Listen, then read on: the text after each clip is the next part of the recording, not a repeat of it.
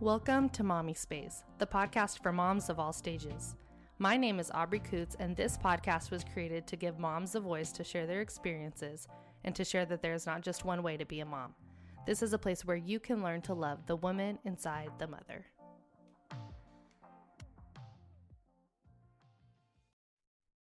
Welcome back to Mommispace. This is Aubrey, and today I am interviewing my sweet cousin, Sophie Sykes. And I'm so excited to just hear a little bit about her journey with adoption. And her husband are actually in the process of adopting a baby girl from China. And they are about to meet her and adopt her in the next few weeks. So our family is very excited for them. And I just wanted to hear more about kind of what her process has looked like in the last few years, as well as how she's feeling now in this season of anticipation before meeting their little one.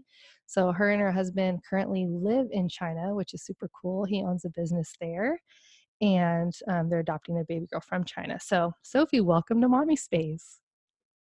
Thank you for having me, Aubrey. I'm excited to be here. Yeah. So to start off, can you tell us a little bit about yourself, your family, and the story of your journey into motherhood? Yeah, absolutely.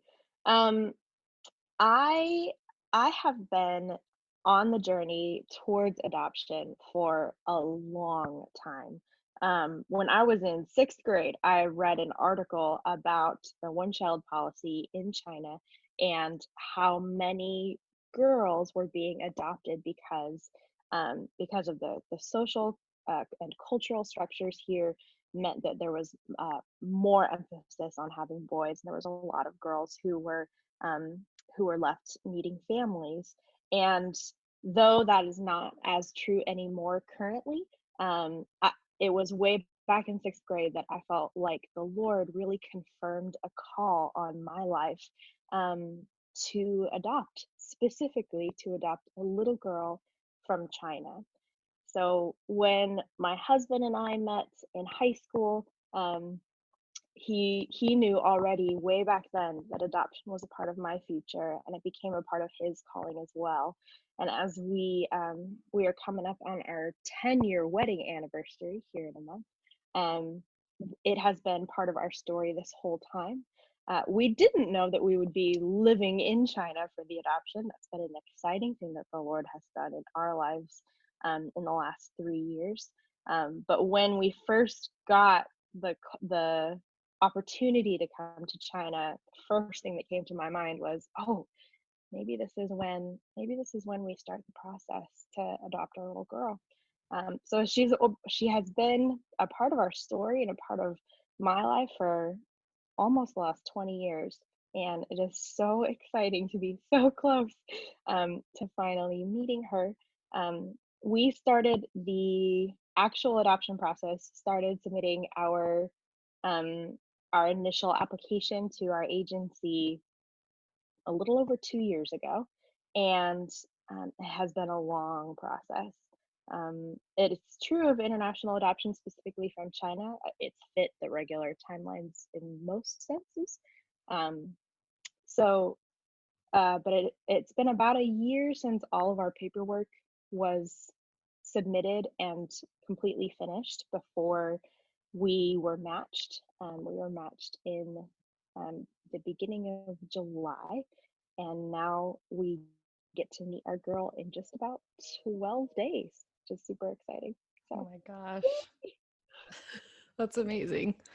Thanks for the backstory. And I love hearing that you were in sixth grade when you felt like that's when God placed it yeah, on your heart. Like, yeah, almost 20 years later, you're like, yeah, okay, it's happening. And I'm finally, yeah. getting to meet my little girl, which is so exciting. And I know I'm very excited for you guys too.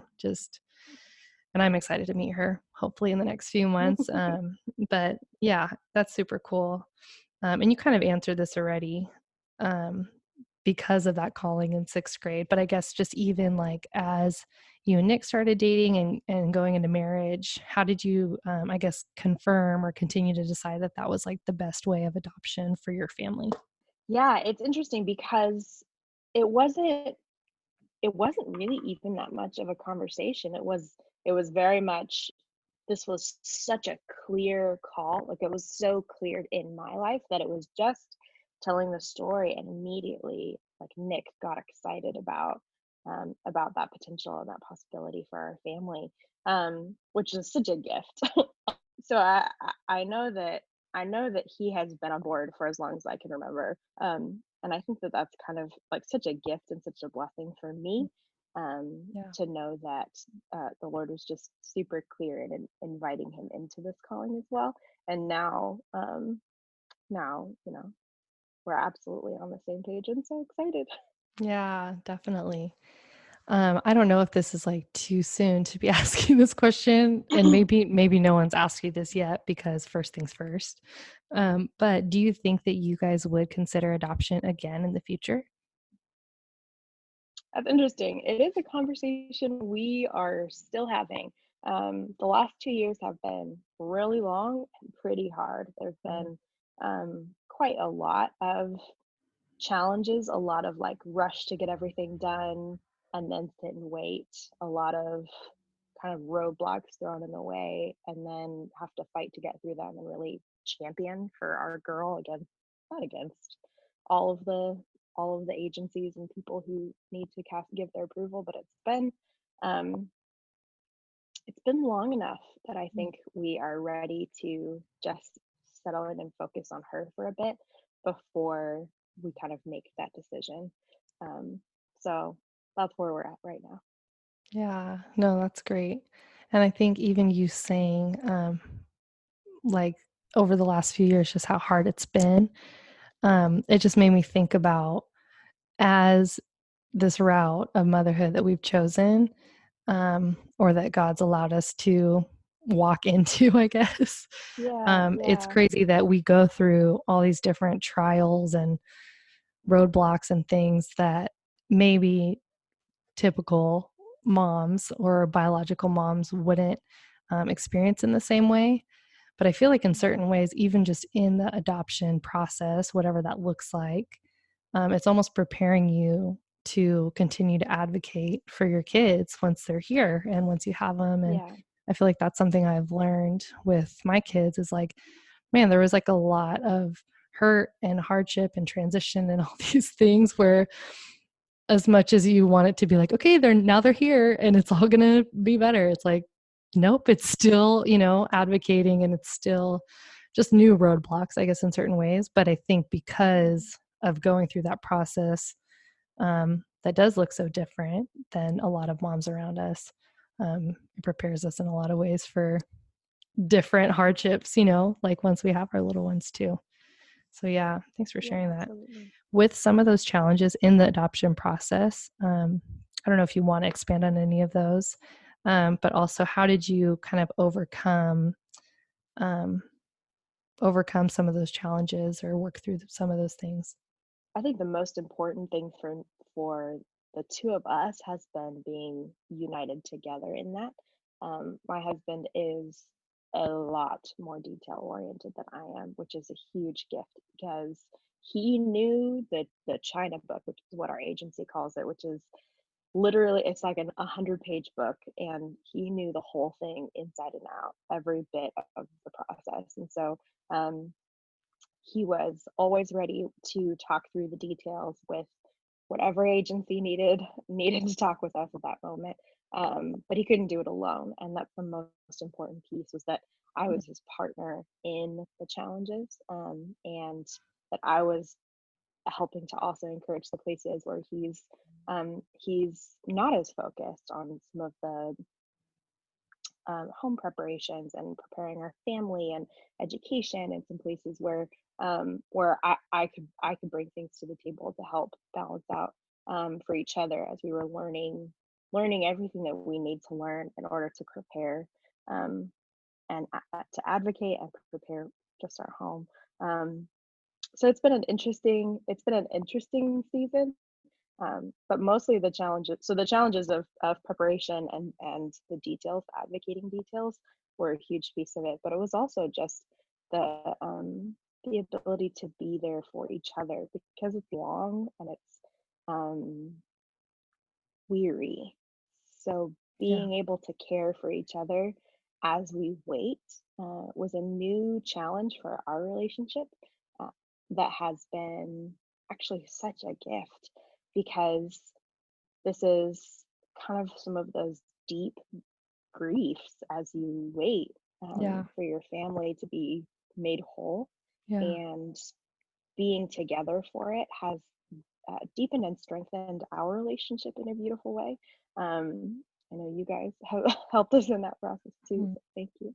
Um, and and it's helped teach us more about each other, how we care for each other, Yeah. and how we will continue to care for each other as some of our rhythms of life change in the next couple of weeks.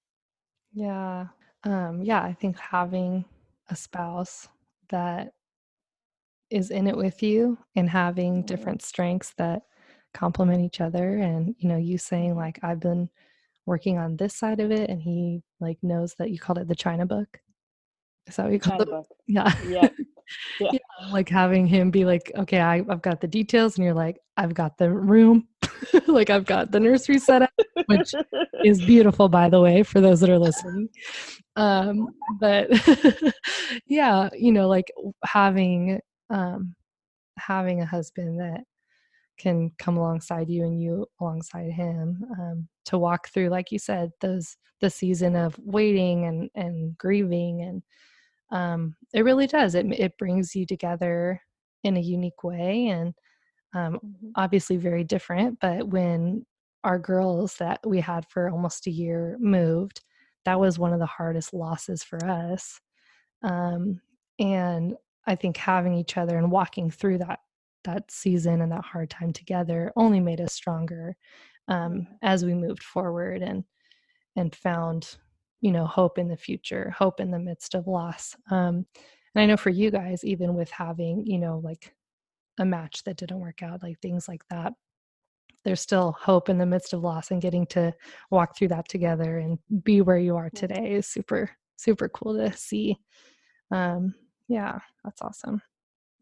What have been, kind of on the flip side of that, what have been some of the greatest joys in the last couple years in the adoption process? Certainly getting matched was hands down the biggest joy because I'm sure. we had been in the process for a year and a half already. Year and a half? Yeah, year and a half already at that point. And it's such an interesting place because we had been waiting and praying for, and the Lord kept like giving us little bits about her in our times of prayer with him. And so we feel like we knew her, but we didn't know her face yet. And so the moment that we saw her picture for the first time, we were like, oh, this is her. It was insane. We were in a hotel room in Rwanda and jumped up and down on the bed and ran around and screamed, and they're sure everybody else in the hotel was like, who are these Americans? That's a But good it place to do was, it though, probably. yeah, yeah, yeah, yeah. It was pretty amazing. So that's certainly been the biggest joy, but also seeing the way that our family has responded. Again, that's double-sided because it's all new to them too, and not as new as it would have been had you not been also on this journey. But thanks for that. But watching them kind of open up and be so excited about opening their hearts to just a different experience than what they went through as parents, and to really be excited about our girl has been really, really beautiful and such a joy to watch that shift in our family. So Yeah, like you talking about your family being super supportive and on board and excited for your girl, with this being new to them. And yeah, like you said, our extended family on our side has kind of watched us walk through that in the last few years, which is cool. But still, international adoption is a totally new thing. So it's been fun to watch the different things in that. But something I was thinking about was, a few months ago, and I don't know if I told you this. Um, I was at your mom's house and your niece, Lucy, who is 6 months old, and she's beautiful. Sophie's sister, So Allie, cute. had a baby girl 6 months ago. So Lucy was in the bath, and your mom was like, how beautiful is it going to be when Jemiah and Faye and Lucy can take a bath together? And backstory, when me and Allie and Sophie were little girls, like little, we would take these big bubble baths together, and we have pictures. And so when my aunt said that, I was like, oh my gosh. Oh, it's so cute. I'm excited for that someday. Me too.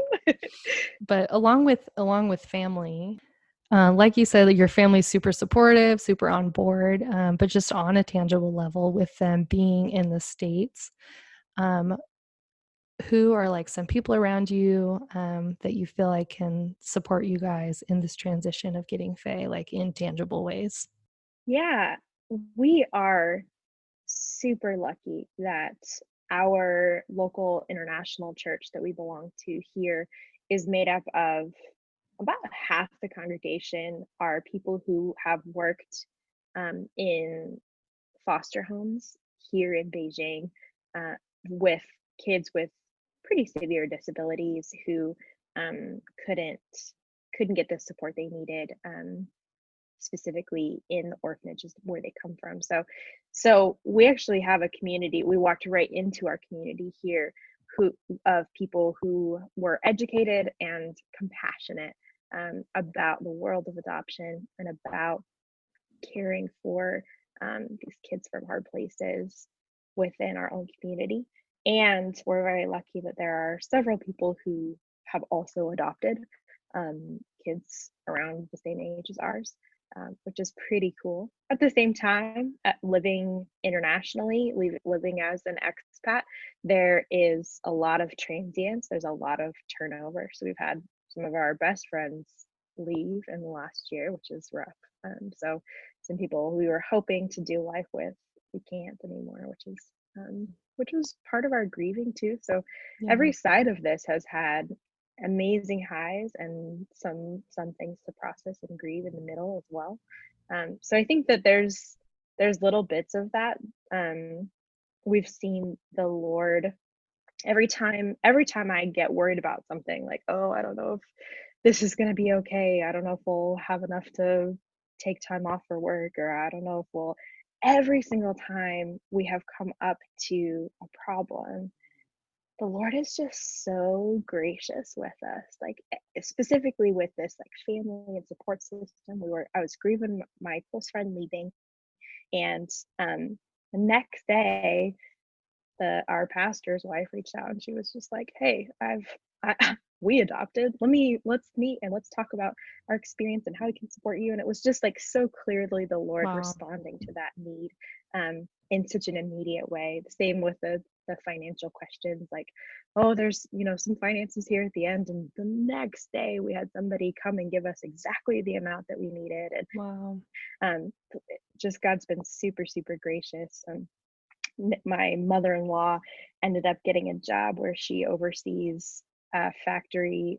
One of the factories that she oversees is here in Shanghai, which is only a few hour train ride away. So she'll be able to come regularly on Wow. business trips and have weekends that she can hang out with, so that she's not fighting for as much time with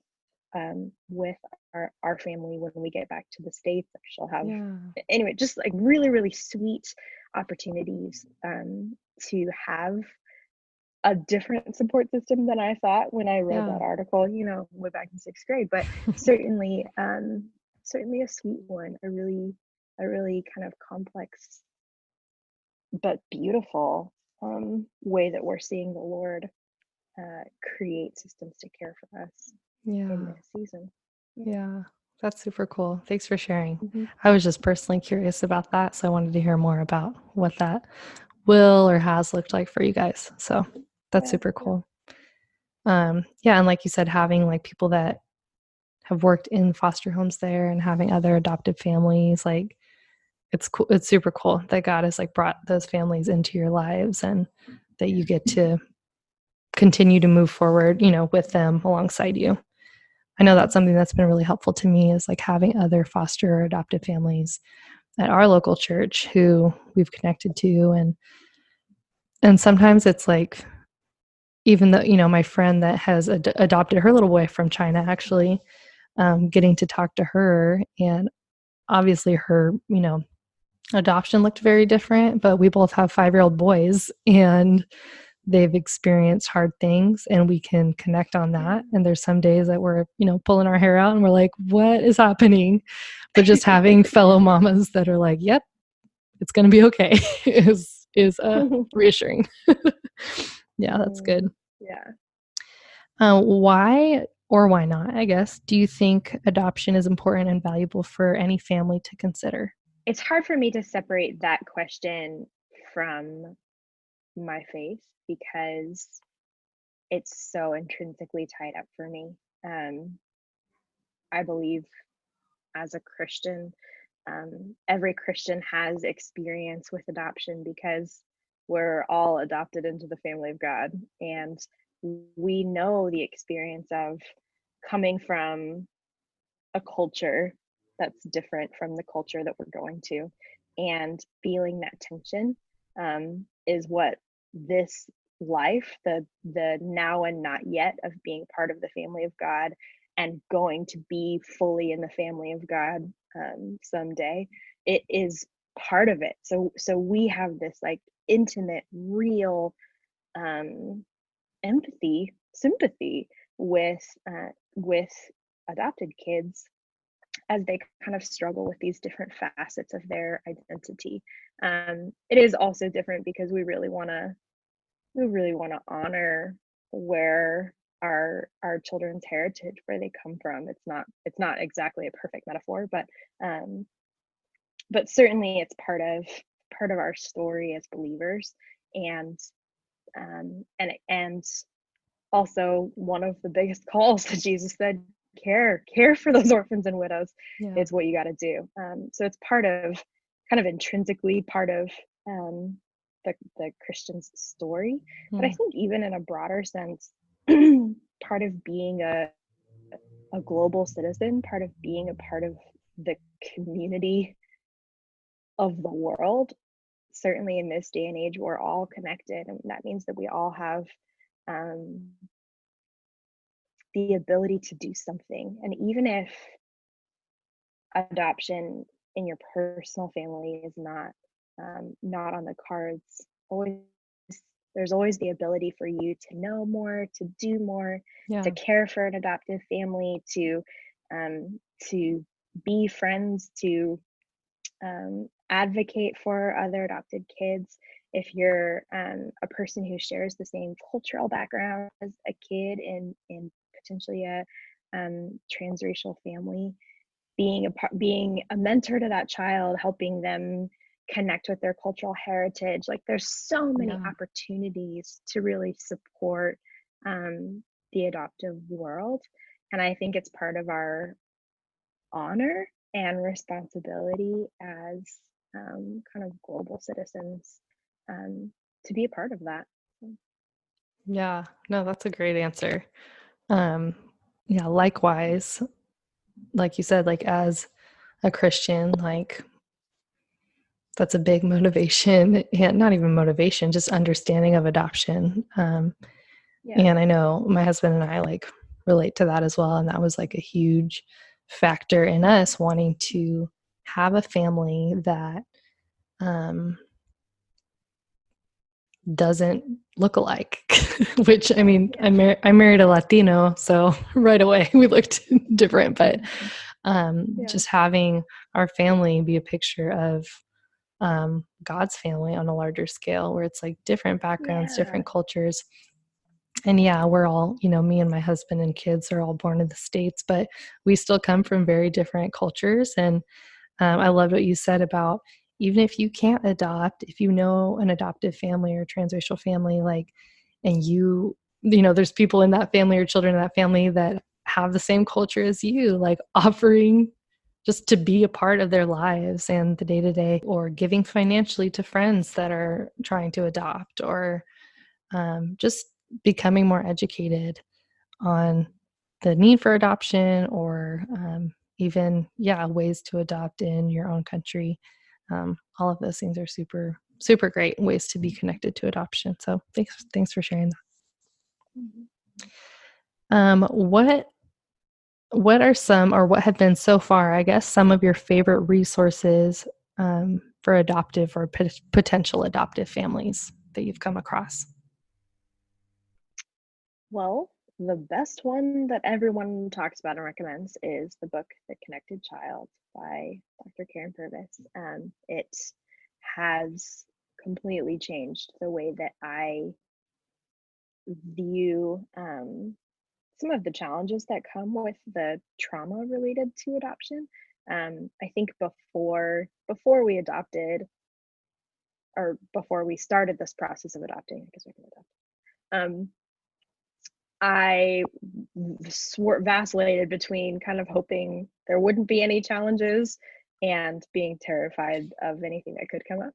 And I think getting the education and getting the resources necessary to be equipped to at least be prepared to look for what could be there, has just demystified it for me in a way where it's not like it won't be challenging.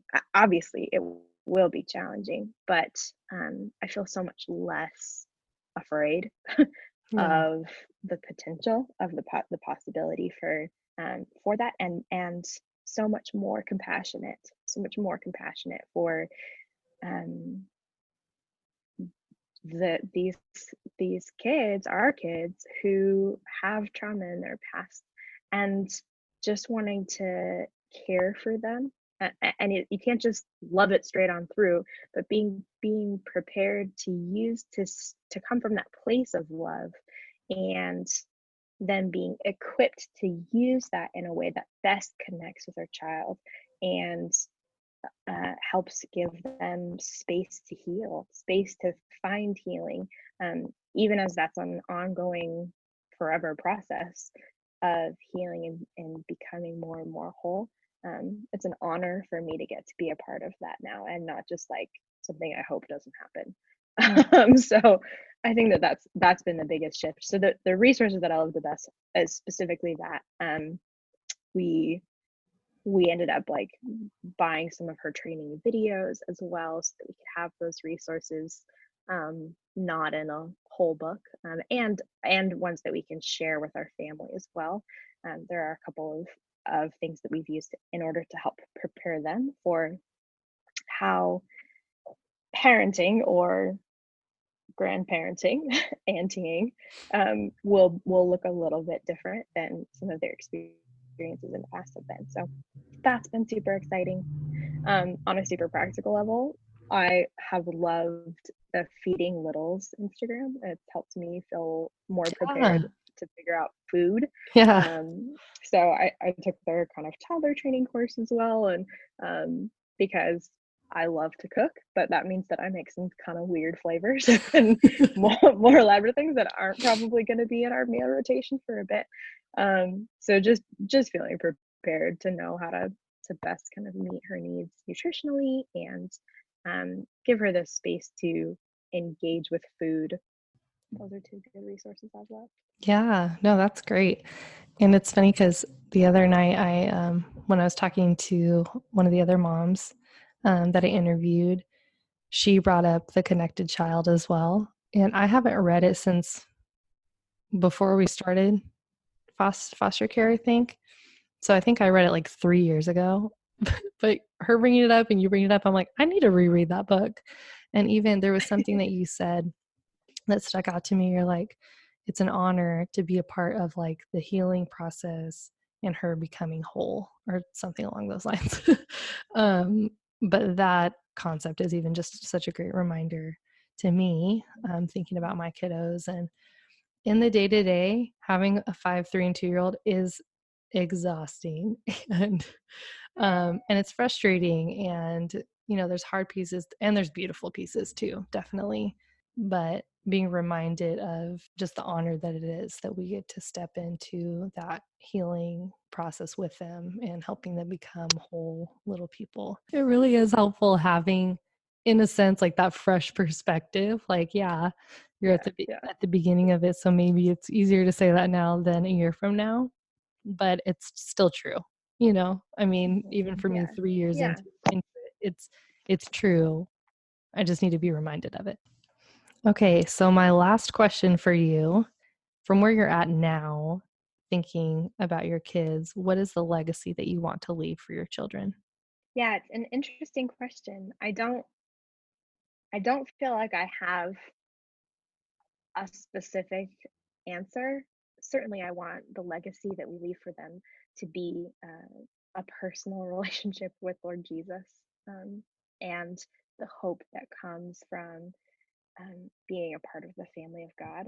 I want her to feel the freedom to be who she is in its wholeness, in its entirety, in all of the pieces of her identity, um, both the Chinese person and the Sykes, um, and holding those things, the tension of those two things with peace. I want that legacy to be able to hold those two parts of her personality, parts of who she is, um, with grace and with peace. Hope for um, our futures, but also for the communities that we engage in and for the world, because we're um, we're a family who is called to something more, and getting to be a part of what God is doing in the world is um, such a joy and such a journey. And for her to feel part of that, um, something bigger, is hopefully something that she will kind of latch onto as well. Yeah. Just, yeah, like you said, it's like ultimately having a relationship with Jesus. But I loved what you said at the end of like holding on to something bigger. And as a family, how your family begins, like that right there is like, do big things. It's worth it and it's beautiful. And God Yeah. is like in the middle of it from the beginning. So, just even demonstrating that to her through her story is super cool. So, yeah, I think that's a great legacy.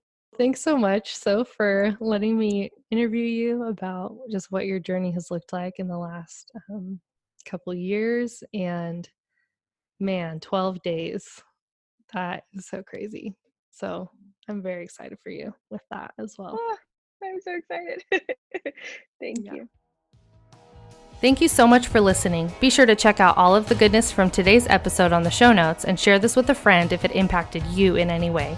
You can also leave a review on iTunes so other mamas can join in the movement of loving the woman inside the mother. Join our online Mommispace community every day by following us on Instagram at Mommispace, where you can interact with me, some of our past guests, ask simple or hard questions, and give your valuable input on how to make Mommispace an even more beautiful and safe place for mamas all over the world. All my love to you, Mama. You are enough.